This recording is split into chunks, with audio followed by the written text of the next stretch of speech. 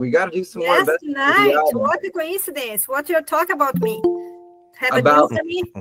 yeah, like we need to do more deals together. That's exactly what we said. I'm waiting on you. So I decided to check out today what you have there for me. Yeah, well, we have a few deals in the pipeline. We're not kidding. That got approved and fully passed underwriting.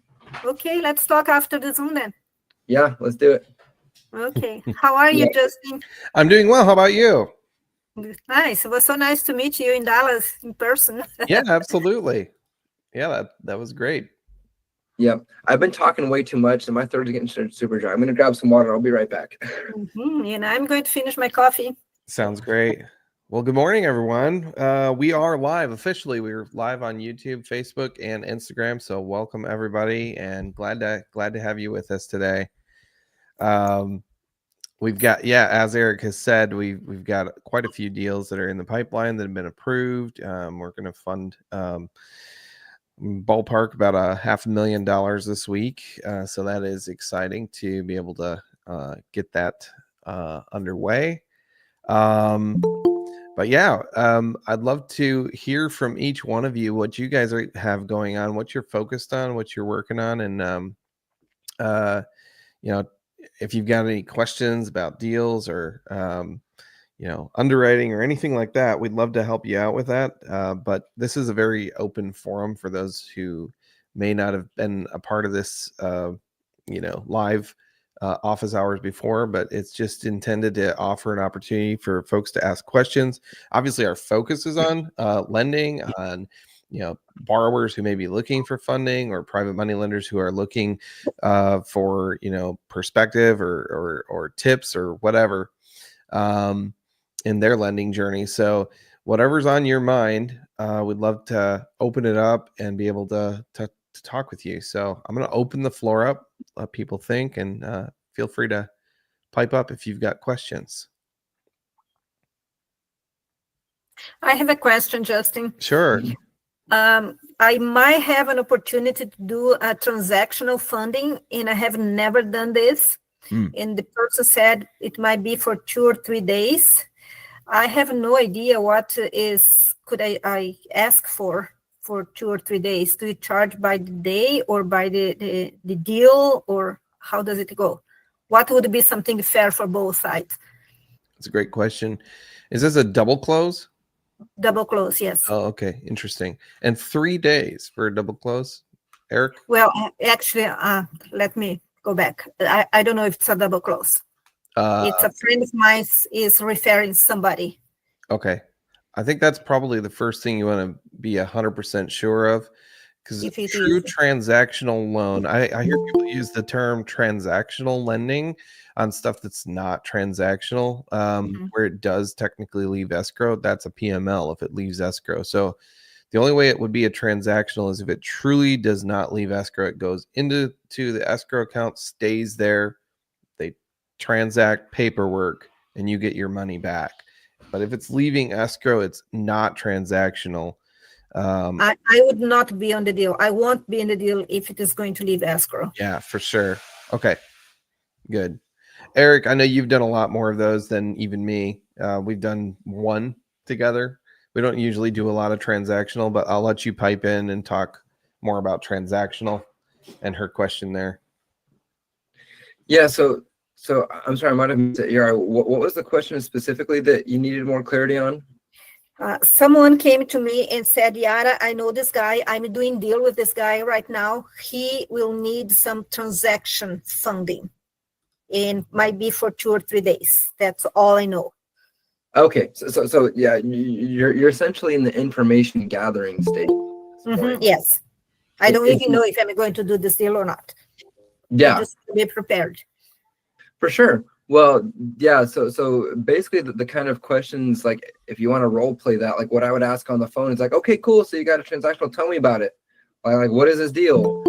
And if they say anything that clues you into that it's actually a PML, they need to educate them, because people are like, okay, you're asking for transactional. This is not transactional. Some people are like, oh, well, I just need money for 2 or 3 days to close the deal now, and then the hard money lender is going to close because I need the money to go to the seller. Like, no. That's they're asking for a 3-day bridge loan, where we give the money to the seller, and then the hard money replaces our money. That's a 3-day bridge loan where we are absolutely not protected. If that hard money lender doesn't fund in 3 days, then our money is stuck. Okay. That's happened to some people in our community that I talked with that squad up in person that had over $1 million that did not have even a recorded lien against it because they were told it was transactional by a certain person, and that person did not know what they were doing, and it was not transactional. The money left, went to the seller, the hard money lender didn't close, and they have over $1 million. I think they're working on recovering. I think some of it's been recovered, some of it's still not. It's been months and months. It's a nightmare. I think I should be in touch with the title company, and ask about the deal too. Yeah, exactly. The title company needs to confirm that, and need to confirm like that the title company knows what the heck they're talking about. People have there have been deals that were supposed to be transactional that even had the right paperwork, and we've seen title attorneys mess that up where they sent money to the seller. Like you need to make sure that the people say yes, this is transactional only. It's not going to go outside of it. And not only that, you need to be really sure that the title person knows what they're doing. They're like, okay, like get on the phone with them. Like, tell me what you're going to do. Tell me what the process are. If they say anything that hints that they don't know what they're doing or that they're going to send it to the seller, then you don't do it. And I make a person at the title company, whoever's going to be handling that funds in escrow, I make them sign and guarantee and put their name on the dotted line that those funds are not leaving escrow. And it's in an email. What kind of doc you ask? No, this is a Panda doc. It's escrow instructions basically that they are required to sign. Then you can write a variety of different things in an escrow agreement. Whatever you make them commit to, you can put it down on paper. But it just needs to be really clear that this money is not leaving escrow. And you can even stipulate further what you expect to be happening in the transaction.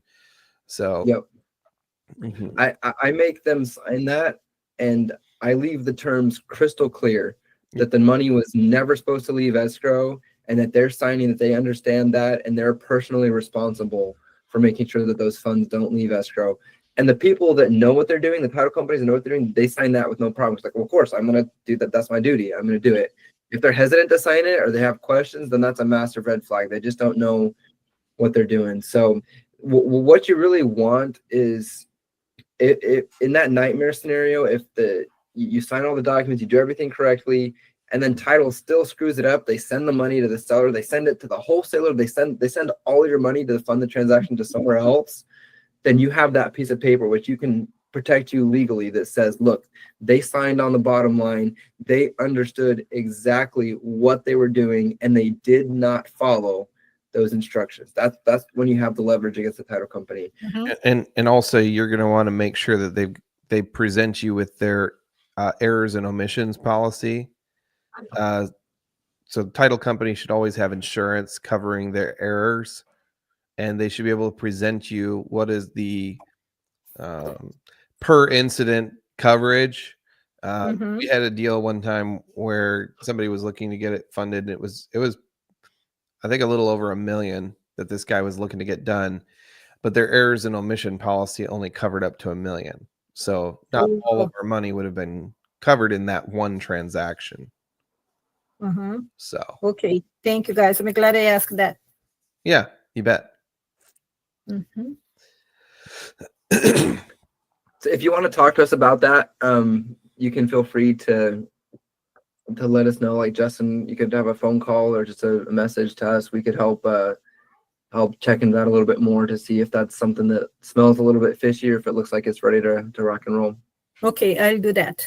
For now, it's just a conversation with someone that's referring. It's not, I'm not saying a connector, it's just a friend that's referring someone. Oh, and one other thing, just to keep in mind too, your B2C funds should be confirmed that they have arrived in escrow before you send your money. Before I send, yes. Yeah. Cool. Yep. Awesome. Mike Holloway, how you doing? Been a while since we talked. What are you up to? Good, man. How are you? Doing well. I stayed up longer than I should have last night, but my Pacers got the win against OKC. That was a massive, massive. Man, I was screaming. I was going nuts. I woke up my wife and kids. No good, but still incredible moment. Yeah, I know. Man, I mean, I grew up watching the Bulls, so yeah, I was pretty shocked to see the Pacers win that. Yeah, well, this is what I just love to see and makes me smile so much because people like don't believe in the Pacers because they don't have a history. Like they don't have a history like the Lakers or the Celtics, where even though it was forever ago, the Lakers had this streak where they won a bunch and the Celtics had this streak where they won a bunch. Like Pacers do not have that in their name where they've got all these past titles, but they do have a really stacked team right now. Yeah. Yeah. Yeah. Exciting. Yeah. When we talked, it was a long time ago, but you were looking to get more into PML stuff, but you still have like a bunch of connections and a bunch of stuff you're doing in the new construction world. Like tell me what's new. Oh man, so well, actually, like this past Friday, I got laid off from my W-2, and I've been running into these co-living operators. I feel like co-living is being hit pretty heavy in the community, and I kind of don't know what to think about co-living. And they're mostly looking for partners, right? They're looking for capital partners. Yep. As opposed to lenders and this and that. So I don't know. I hate to ask them specifically because I know they're just trying to like push co-living, but like what are your thoughts on co-living? And yeah, I'll give you the wildest, craziest thoughts on it, and then the more grounded answer. Like Okay. Paul. Yeah. Yes, Paul, you go first, and then I'll Paul's cover got my some Go experience. ahead, Paul. You own one right now. I had somewhat of one, but yeah, go ahead, Paul. Yeah, I have my pad split, which wasn't a pad split before, but my co-living property is in Charlotte, North Carolina. I live in Cleveland, Ohio. On our call last week, I was actually driving down to it. I would just say, I mean, this is going to be way more than this call to talk about the disaster stories I've been through. But if you're looking to partner or fund on a co-living, a lot of these deals that I see people trying to raise money for, they're asking for more money than the property's worth. Yeah. And that could be scary, especially if some of these operators and most of these operators are not very knowledgeable or have done this model for a long period of time. Yeah. I used to house hack. I still am house hacking, but it's a lot easier to do it when you are living in the house compared to when you're not living there. So I would be careful lending or partnering with someone, especially if it's short term, because it takes some time to turn these properties around and get them running properly. Yeah. House hacking is a beautiful method, and like the most traditional house hacking is the easiest way, where like you're buying a quadruplex or a triplex. There's 3 or 4 apartments. You get a mortgage for that because it still counts as single family. You live in one of them, and then you rent out the others. You still have your separate apartment. Everybody else is in a separate spot. Mm-hmm. And then you even pay off the mortgage or even make money every month and just pay it down as you live there, which is amazing. And it appreciates and stuff.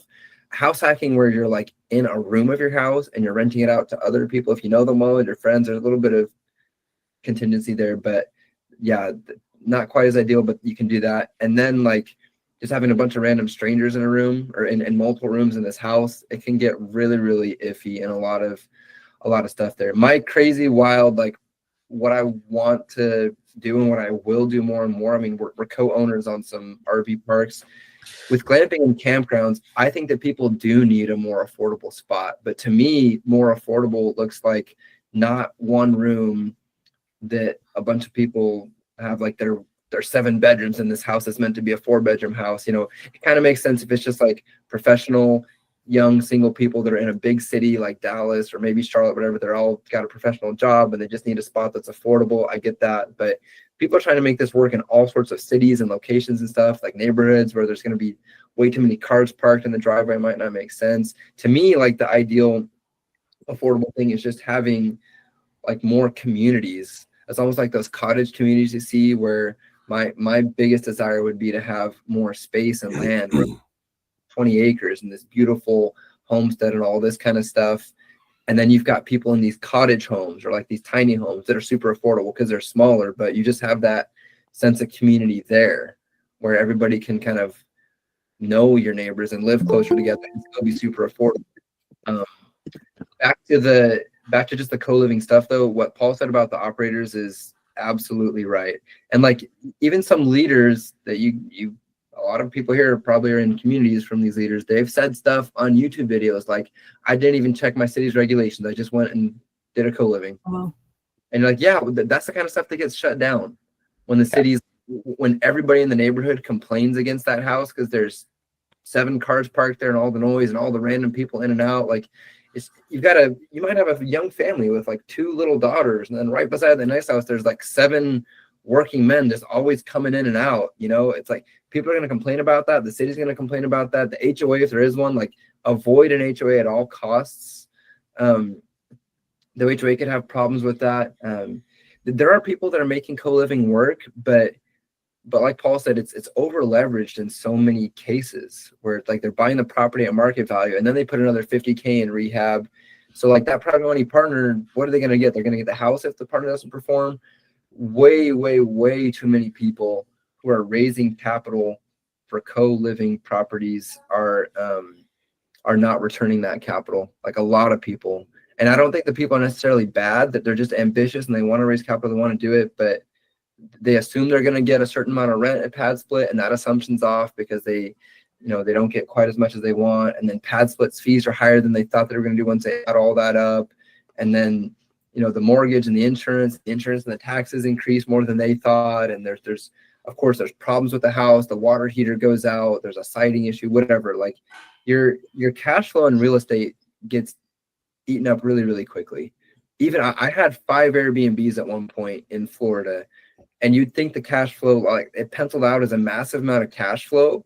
And there were tons of times when it just all got eaten away by one problem. Right. So I would super hesitant about lending to anybody on co-living, even though it's got a track record. Like, and some people in the community will say like, oh, well, this person owns 20 co-living properties and they've got 20 capital partners. That's still, I hesitate to even say if that's like the right kind of track record, because a lot of times none of those capital partners have gotten their full return back yet. None of them. Mm-hmm. They paid the money and now they're splitting. There's a little bit of cash flow. They're splitting the cash flow. Some people are making it work. So don't get the idea that like it's nobody can make it work or nobody can make money. Some people are making great money off of it, but for every one that's making great money off of it, there's probably quite a bit more than one horror story on the other side of that. Mm-hmm. I got one for you, Eric. Be super cautious. I'm almost a year into a co-living partnership where I ended up taking the property back. These people who are pretty recognized in the community have been doing this for 4.5 years and had 40 co-living properties, and turned out to be a big Ponzi scheme. And so I'm trying to get mine. And that's the other thing, is the city didn't even allow co-living in that area, which I didn't find out until I took over the property. So vet the operators beyond a ridiculous level. Mm-hmm. Yeah, makes good sense. And also they're doing this fractional investing there now, that you put $5,000 there and you are a partner. So I don't know how you get now that. You've got 20 partners on one messy pad split deal where all those 20 partners have to figure out how to foreclose on it and get it back and kick the operator out and sell the property for what it's worth, which is less than what you lended on it. Or so you can't recover the cash. So now you've got to split the loss between the 20 partners. Yeah, a lot of stuff can get messy there. Like a lot of times people are just trying to find out a way to make a lending structure work, but some things some things really just the people themselves need to put their own skin in the game. Mhm. Sometimes They don't. Whoever that- has the deal, they don't want to put a penny there. They just want all the investors with, so they have nothing to lose. if that investor has, they really want to do it, they should do that. Yeah, Paul, go ahead. That was another thing I was gonna say too, is see what money they're bringing to the table too.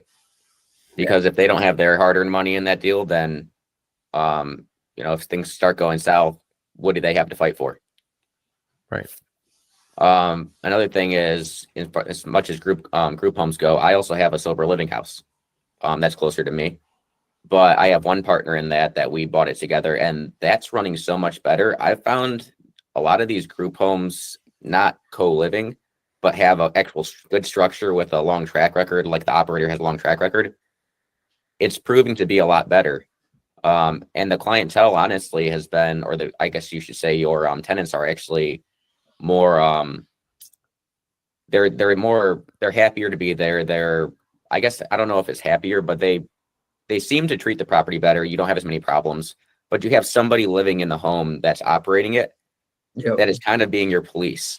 Yep. Where with pad split or these co-living houses, you have so much turnover and people in and out of them, which absolutely kills your ROI. So I'm finding some of the group home models to be a lot better strategy if people are trying to go after those rather than co-living. Yeah. Well, it does make sense that you need a hall monitor in essence, because imagine like a bunch of dorms and stuff and there's just chaos. There's no order to it. It's not having someone there to police it. It makes a lot of sense to have that work out better. Yeah. Ethan Shockley, how's it going, man? Good fam, how y'all doing? Good. Hey, question for you guys. I recently had a great conversation with a good friend that we know each other through just the community we live in, our kids and everything. He's a big player in commercial. And the main thing he does is he acquires land and builds properties and sells them to Publix, Chipotle, Starbucks, and things like that. And we were just talking and he was like, yeah, I got a new project coming up. And he's looking for a lender, and it's obviously just big money, right? Like it's not single family homes that I'm used to lending on. And it's upwards of like 10, 12 million. And so I was just asking him terms and everything. Would love to know, like, if you guys have any people you're like, hey, maybe talk to this person about something like that.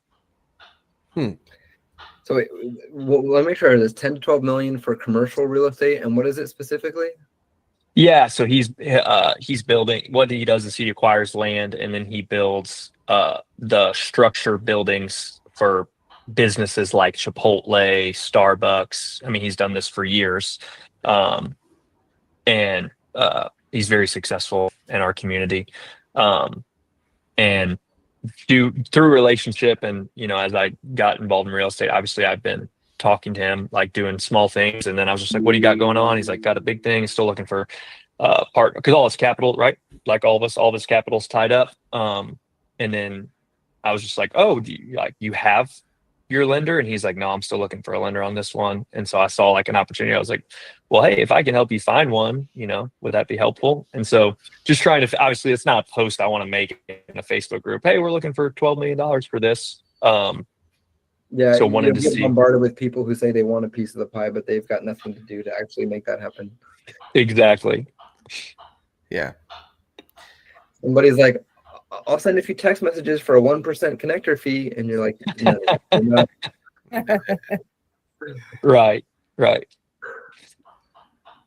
So I don't know that I know anybody right off the top of my head. I only know one person in my personal network that is doing commercial, and I think he's only working with one guy right now. That's Brandon Doring. And I know they're taking a step back too, even with market conditions. Yeah. Yep. I mean, it almost sounds like that. Almost sounds like he should be doing something with larger private equity, given the size of what he's doing, not just like random private, lending, kind of like capital raising in small groups.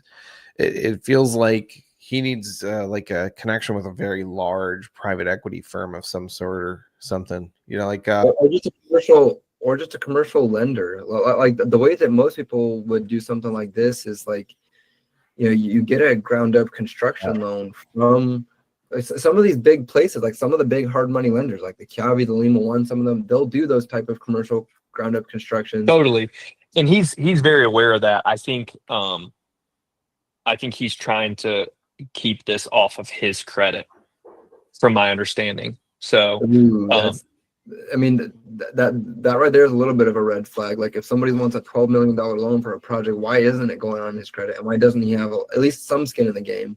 I think he'll have skin in the game. It's hard to explain. Like, we're great friends. It's hard to explain like his integrity. It's more of just the vast amount of projects he has going on and the amount of like, you know, what the bank's already lent to him on all the projects he has going on. I mean, the dude's absolutely incredible. He just gifted our church $5 million of land. Like, wow. He's a wild dude. Like, one of the craziest dudes I've ever been around. Like, his generosity, he's like another Pace down here. He's just only in commercial. And so I'm excited to like start that relationship. And I'm like, man, I don't even know.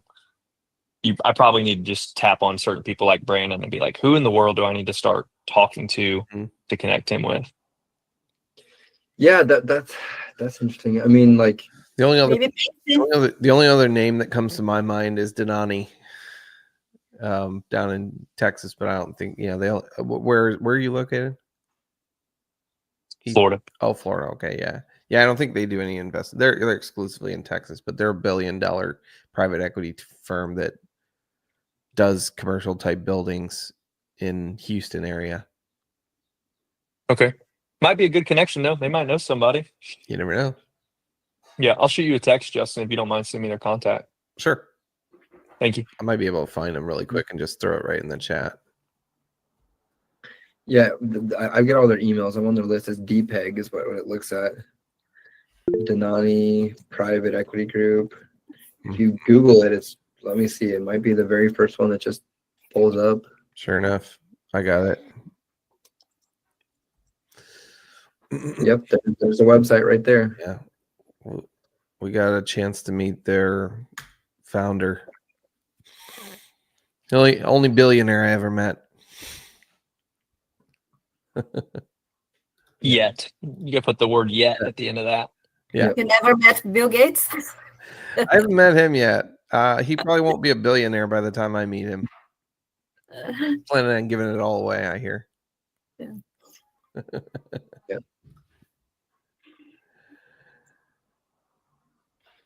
Cool. Thomas Francisco. Brazilian. Hi, Thomas. Hello, how's it going? Good. Where are you?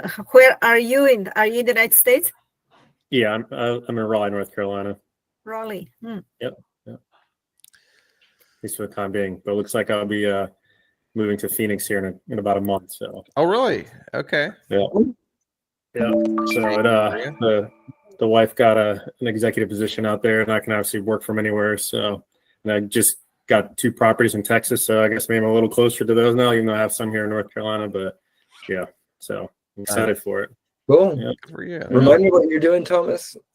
Yeah, so I started off as like a builder. I still want to go back to that, but obviously it takes like a long process. So like my favorite project I completed is and this is actually one that I sent to Justin probably like 2 years ago when you guys were your fees were a little different, your structure a little different, but it's like it's about a 6,000 square foot Airbnb right near the RDU airport, Raleigh Airport. So I built that, but it took forever. And this was during 2022 when lumber and everything just like completely gashed me. And I was like maxed out my credit cards, got personal loans, everything to finish this thing, like went all in. But, eventually got the DSCR lender after a ton of other stuff happening, got that out. And so now I don't have any money in that, which is good now. But now I'm just kind of sort of acquiring, fixing up a little bit, and then renting those out. Actually just got two in Texas just recently, but yeah, sort of kind of what I'm doing. But I would like to go back to building, like eventually build apartment buildings. I just got to get more experience and some capital to get to that direction, but kind of chop them that way. So yeah. So right now you're essentially doing the burn model. where you try to buy cheap, renovate, refinance it, and then Yeah, because and it was sort of like to try to do Airbnb. Like this one is in Abilene, Texas, and it's like a great. It's a sub 2. It's like the whole thing all in is like $1,300 a month. Well, without the tax I'm sorry. Yeah, so yeah, it's PATI. So everything in it is $1,300 a month, super cheap, 3-bedroom, 2-bath, right next to their airport or their, what do you call it? It's like one of the defense bases, military bases. And so the population 130,000, so it's like the biggest town to the west of Dallas. But I was, it's too far out to do co-living, but they have a ton of Airbnb, so I'm like, I'll probably just do that. But it could be a long-term rental because it's like the mortgage so cheap. It's 2.875 I have on it. So it's one of those where, but I'm fixing it up. It only needs, some lipstick on it, right? $15K in there, just kind of clean up. There's some floorboards that need to be fixed. And, just saving the guy because was in foreclosure. I'm like literally like 3 weeks away from losing everything. So I even, this is a not recommendation for anybody here, but I even like wired him $1,000 to like stay alive while the deal was going, just in good faith to help him out because he couldn't even drive to work. He was out of money. So, but yeah, so that's probably what I'm gonna probably do with that one. But it's again, I do want to go back to like building them. Like I do have like a big fix and flip project in Raleigh I'm trying to get to, but it's gonna be a 12-month deal. So I know you guys don't do anything more than 7 months, but so that's like kind of one. Those are the ones I do like doing the bigger ones or building them. It's just if I get a good deal and it's small, I'll take it. Kind of run with it. But yeah, so it's your bigger deal. What was that? What's your bigger deal? Yeah, so that one's it's on a 5-acre lot, also right next to the airport, like just like about 10-15 minutes away from the RTP, which is the 300 IT jobs, like the new Apple facility, stuff like that. 973,000, 4,400 square foot house. It still has an old basketball court, tennis court where the pool was like 38 by 18, like huge, but it needs to be all completely gutted out. That part of it's just going to be a little under 400,000 just for the basketball court, tennis court, new pool, build a pool house, cabana, kind of all that stuff. The full budget's like $1.1 million for the rehab parts. It's even more than what the house is, but it's going to be probably 12, almost 13 months because we're going to be doing 2 more months after we close here in about a couple of weeks of just like planning it, getting all the permits, everything else. So that's going to take me probably 2.5 months, and then break ground is like a lot to do. It's going to be full rehab. It's cool though. It's got gargoyle statues when you first drive into the house, and then they have 2 more in the front. Like and it's got a huge 4-car garage port. It's kind of like a little bit of Asian style to it, a little bit. There's like an Asian couple that used to live there that's selling it, but had a chicken coop in the back. But we're gonna clean all that stuff out, put like more fire pits, kind of like a little putt-putt area down there. So yeah, so that's the big one. But what do you think your ARV is going to be at the back end of this one? Yeah, so that's the problem is because it's so hard. Like when I first started, I got 2.8, like even up to like 3.3. So I'm like staying at the lowest end possible with that ARV because there's nothing like within 3 miles that's anything close. I mean, there's just 5 years. It's kind of like it was just like I kind of got lucky on finding it right away when I hit the market.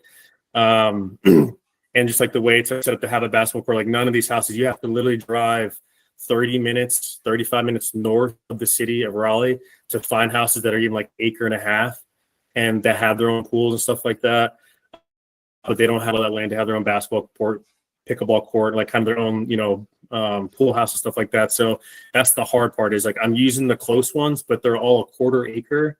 And these 1/4 acre houses that are about the same size sold for like $1.6 million. I have nothing else. I have no backyard, but it's like the closest neighborhood, and everything else is just sort of they're all in like the $1.5 million, $2 million range. But if you go towards downtown, you get these $3 million houses that are the same size, but they're like right in the downtown area, so you can't use that. So it's like, and then if I go further out in Chapel Hill, which is further away, you have these houses range from like $3 to $9 million, and they're all in about 2-acre lots. But again, but they're bigger. They're about 1,000 square feet bigger on average, 800. So it's like there's nothing there. But like again, that's what's kind of that's like the tough part. I'm actually even having the contractor who he's the owner of it is the actual president of the North Carolina like Contractors Association. They're like 4.9 range, so like they're the best. I went for like the best ones. Like, hey, this has to be like the best quality, everything else like that. I was trying to get them to help me comp it. And they're like, well, this is how we comp this and this when we built this one at Wake Forest. So like they have like a 6-acre house that they built in Wake Forest, over $3 million valuation, way further, but it's 15 miles away. So it's sort of like you can't find land, that much land, like right next to the airport, right next to the IT jobs. Like there's very few commercial. So that's why it's like so hard. So it's kind of hard to get these lenders to trust. But I have like a couple that I've like sent it to that I worked with before that approved me before. So they're seeing what they can do. But yeah, I don't know. It's gonna be tough. Yeah, I'd be cautious about that. Yeah, that's the thing. It's obviously if there's like more of those, like it probably would be like its own community. But what's funny is the Airbnb I do have, like that one it's not only on an acre lot, you got appraised for like 1.6. It is a little bigger, but it doesn't have any of that stuff, and it's like above average kind of grade materials. Like this one's going to be like highlights. It has to be like Wolf appliances, everything to get that ARV. It's got to be with the luxury house, which is why even the budget's more, because if not, then the profit's going to be like $100,000, and that's not worth it on a freaking $2 million rehab thing. So like it has to be like closer to 400,000 just to be super safe. So it's tough to do, but still trying to get some advice on that. I still got about 3 you get a hard money loan to close it and then refinance it at DSCR. At the end of it, yeah. So here it's the same thing I did with the last Airbnb when I built. My plan A was to keep Airbnb. Plan B was to sell, so I made it to be sellable. Plan C was like the midterm rentals for the RTP area, because there's such a huge demand for them to like have these houses for their clients. As a matter of fact, I get called by agents before, like showed my house, asking if I could build more of them, in that area for these IT jobs. I keep hitting them up. So I had that backup 3, thought I was going to sell it. But once I finally came through, like Home Equities or Home Tap is the name of the company, saved me on that deal. This is kind of actually when I was just starting to talk to Justin, when you guys were actually approved me to cover that part. It was just like a higher rate, but they got me out. That's when I got my credit score back to 800 because I never missed the payment. It was just utilization. I maxed everything out. So they wouldn't give me the loan, even though it was worth, I was like, I'll lose $500,000 equity. You can take it if I forfeit. And they didn't care. But this one company helped me out, got it back to 800 in a couple months. Then got everything out, 70%. So I have $0 left in the house. So that's what the plan was to do with this. But again, if it's a little too tight, that plan B is to sell it. And so we'll see. Like the DSCR lenders they haven't given me a green light. I know it's like further down. They're giving me these pre-approvals, but it's like, I need you to be comfortable with, in a year from now closing me out. Yeah. And if not, then I just sell it. So, but. Mm-hmm. Yeah, it's a riskier one. So that's why, I haven't fully pulled the trigger, but I feel really good on the comps. It's just none of them are like, so obviously I'm so used to comping everything within 1 mile, but that's all the, if you have a $300,000 house, it's easy to do. Even a mile and a half in Raleigh, you got to go like downtown or these further out, Wake Forest, which is a super nice town, but it's like, again, almost 40 minutes away from the city. The more peculiar it is, the less likely it is for a lender to see that in the comps and give you a good appraisal. And also, unfortunately, the less likely it is that you'll sell it quickly. Because some borrowers might want really, really close to downtown. Some borrowers might want those other ones in the other area. But you could sell for a really good value. But there's just, if it's the only one that looks and smells and feels like it, and there's no nearby neighbors, like if you're selling a $5 million house or a $2 million house, whatever it is, the ideal scenario would be like what we saw for those oceanfront homes in Maryland. If you remember that, Justin, there's like boom, boom, boom, boom. There's like, it's a neighborhood where there's left and right homes that are selling for $2 million or $3 million, whatever that value is. And then this one, it looks and feels just like all these other ones that are selling at these prices. It's just crappy on the inside. You take it up to that standard, you should sell it there. People are going to want to move into that because all their neighbors are kind of matching that scenario. It's like, it's a spot they want to be. Same thing with our Louisiana property that we lent on, because that one was in a neighborhood, even though each house was kind of unique and customized. It was in a area that was affluent. So even though it was a little bit tricky to comp, because each house was a little different, we knew we were in the right neighborhood because every single house was a multi-million-dollar. I mean, the people that are living in that neighborhood, I don't know what they do for a living, but yeah. Kind of like how this neighborhood in Chapel Hill is like just down, or that one's like 15 minutes west. Yeah. but it's like further away. But all of them like are selling for like 3-ish million to 9 million. It's a huge neighborhood. There's like over 150 houses in it. So I'm like, it's like this really wealthy neighborhood. But yeah, it's weird. So there is houses that are kind of like this, where they're not on this big of land. If they're close by, they're further away, but there'll be like a neighborhood of like maybe $800,000 houses, which is kind of like this one. It's around like $800 to $1 million house, but they're spread out. It's like a cul-de-sac, right off the 540. So there's like 6 of them. So this would definitely be obviously like well above it, but it's the biggest lot.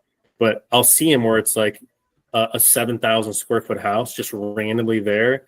And then it'll sell for like $3.5 million. But I'm like, okay, well, how did they get the lender for that? Like, how do they, so like, how do they know? Because there was nothing else within 3 miles of that, which is my problem. So it's like, it's so unique. Maybe somebody come like, I want my own tennis court, pickleball court, like pool, this close to the airport. I have to drive that far. But then it's like, okay, well, how many people are there that will actually, you know what I'm saying? So it's a very high reward risk thing. So, I'm still going to want to get more certainty on it, but I mean, it looks very good. It's just, Sure. Yeah, that risk and the people trying to comp it. It's very tough. So For sure, man. Yeah. But it gets me up at night. I'm trying to figure out how to do this. But You have a night. yeah. Yeah. But yeah, I appreciate you guys letting me share. Absolutely. Yeah. Yep. No problem. Well, keep you so good to see everybody. So, yeah, I was just gonna say, so good to see everybody here this Friday. Hope you're all heading into an awesome weekend. Does anybody have any questions or comments, snide remarks before we wrap up this office hours? Ben Halos, any thoughts? Well, I'm so glad that I had the opportunity to be here and listen to all this, especially about co-living was really an eye-opening Paul brought. And I've been invited for so many people in co-living, especially one of our friends, Eric, the co-living girl. And so have to be careful of those. Yeah, well, Paul, excellent value add in that just conversation and what your experiences. We appreciate you sharing that. And Yara, I'm glad that you enjoyed it and it was useful for you. Ben, you were gonna say something there? Oh, I was just saying I've got some cool opportunities coming up here, but nothing I want to discuss publicly at the moment. But hope things work out well. Yeah, cliffhanger. Stay tuned for next week to hear. So, Eric, are you available for a phone call after the Zoom? We could do a brief one, yeah. Okay, thank you. Are you in Floripa? I'm in Floripa, Florianopolis, Brazil. Beautiful spot. Everyone wants to come visit. I'll show you around. Okay, I love Santa Catarina. Yep, it's a great spot. All right, sounds good. Well, guys, thank you so much for joining here.